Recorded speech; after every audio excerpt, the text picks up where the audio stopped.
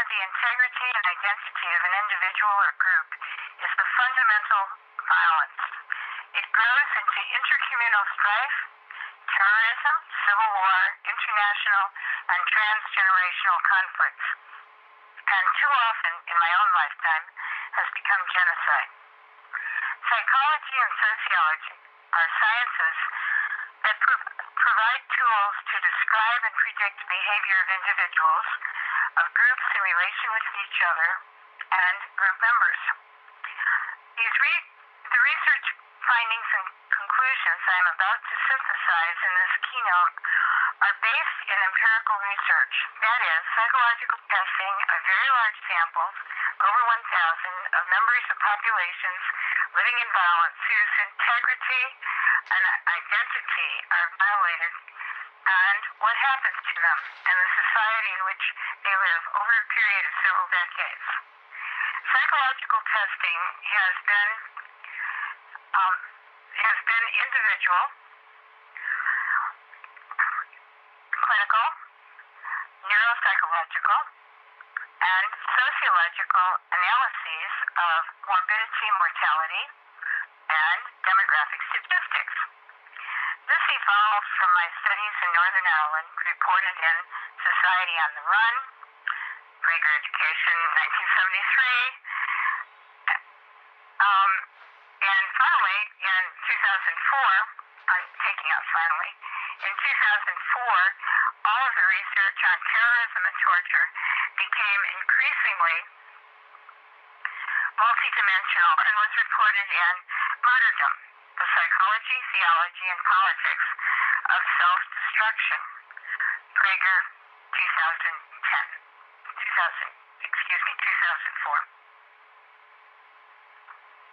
When my studies began in the Black Ghetto of Chicago's South Side, African Americans endured all of these conditions: poverty, discrimination, violence, segregation, and marginalization.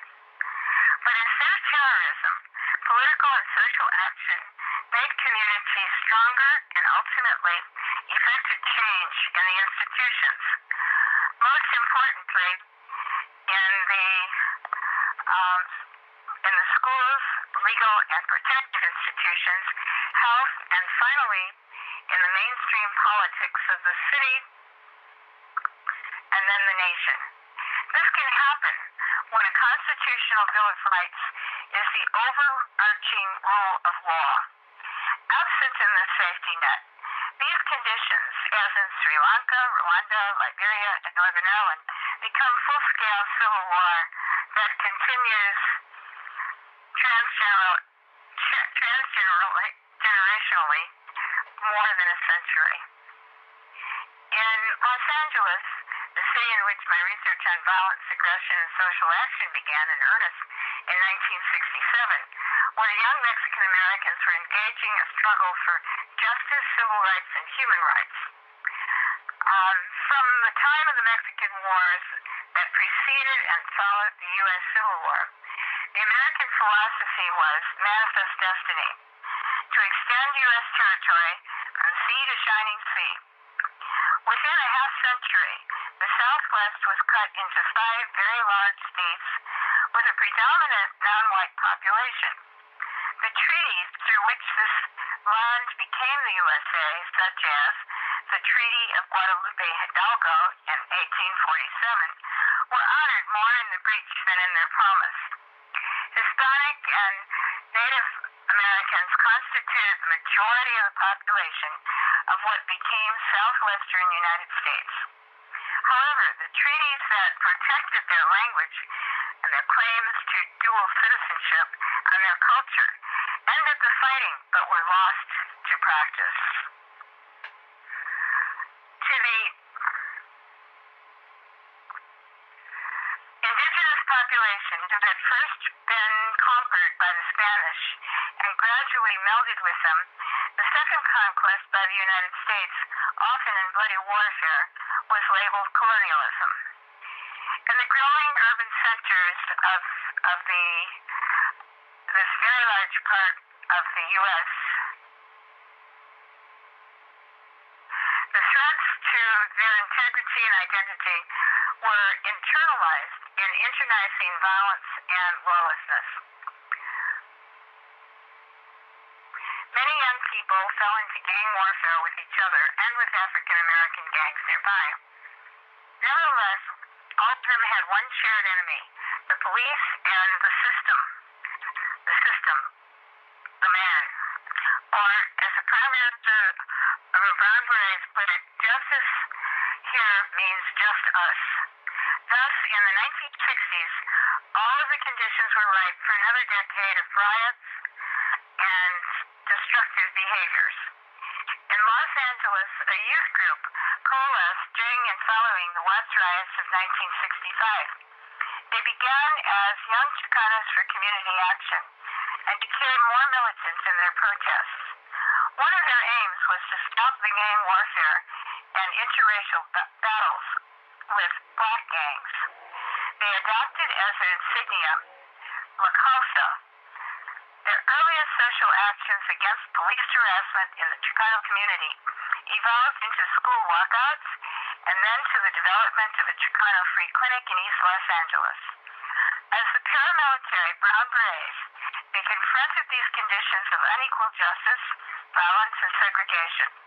Militant protests grew into mass rallies against the war in Vietnam, in which a disproportionate number of their brothers were drafted, died, or returned wounded, with the visible and invisible wounds that were later diagnosed as post-traumatic stress disorder and head trauma.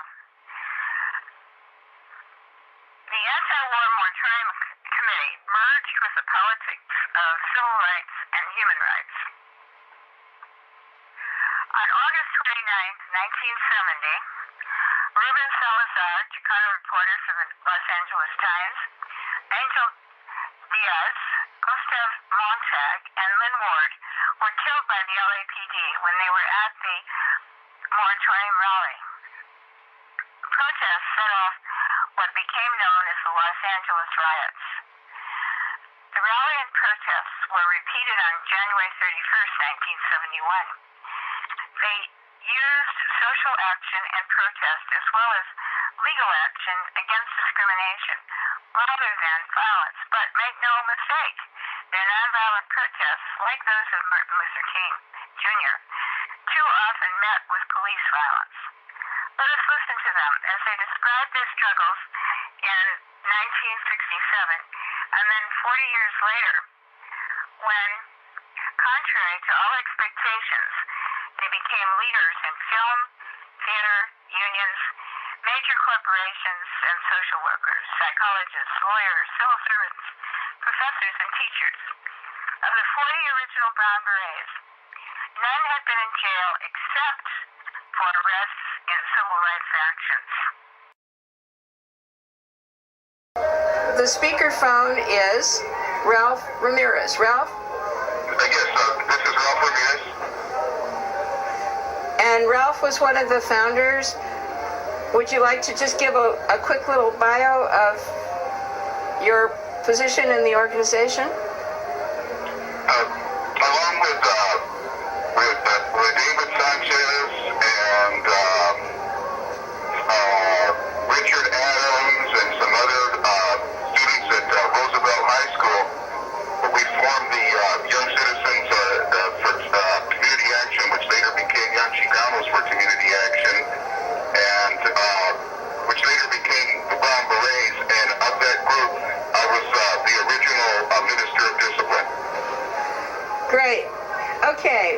We move the microphone now to my right. And you are? Jerónimo Blanco. And what was your position and part in the Brown Berets? I rose from soldado in the Brown Berets to the position of national commander. Okay, and to your right? My name is Luis Rodriguez. I came up in the ranks as 13th Officer of Communications of Brown Berets, an organizer. And to David's left? My name is Frank Reyes Norwood, and I've been active for the past 4 years and still try to do something for our community, our people. Okay. This is Rona Fields speaking. Mm-hmm. And at that time, we're talking about early in mid-1967. We were more interested in becoming part of the established political system. So we were involved in things like assisting the United Farm Workers and helping Dr. Nava become the first Chicano to get elected to the Los Angeles Unified School District board.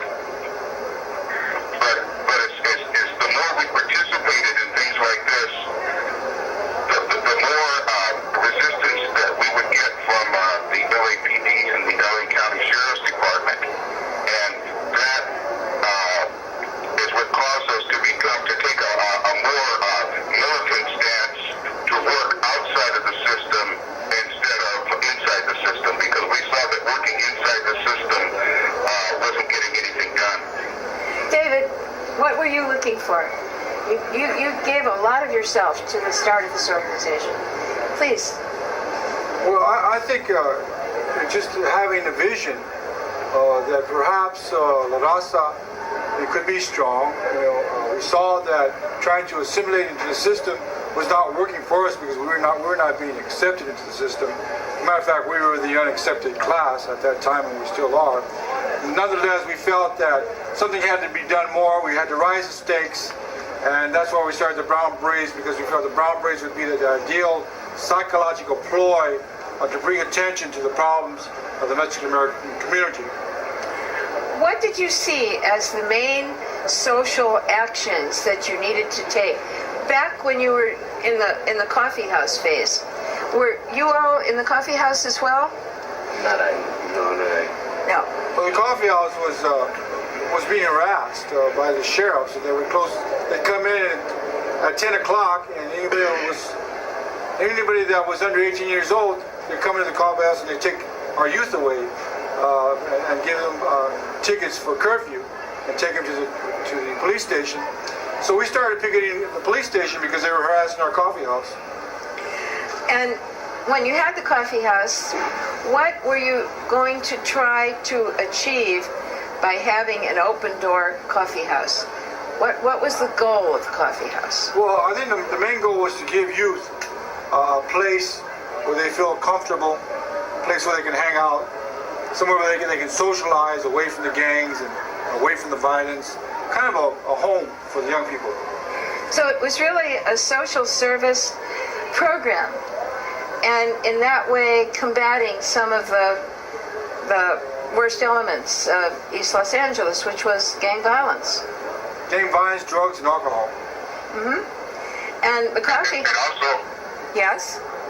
And also, this is Rona Fields, if I may add that the coffee house was considered like a neutral zone, so people from any neighborhood could go there and not fear any kind of violence against them or retribution. Was one of the objectives, because I seem to recall it, also to reduce the interracial gang violence? Yes, that was also part of it. At that time in Los Angeles, 1967, had there been a large spurt in black on brown violence? Yeah, there were a number of wars going on between the black and brown community. For example, Ramona Gardens, there was a war going on there with the black and brown people. And the Brown Berets were the first ones to go out there and stop the violence between the black and brown community in Ramona Gardens.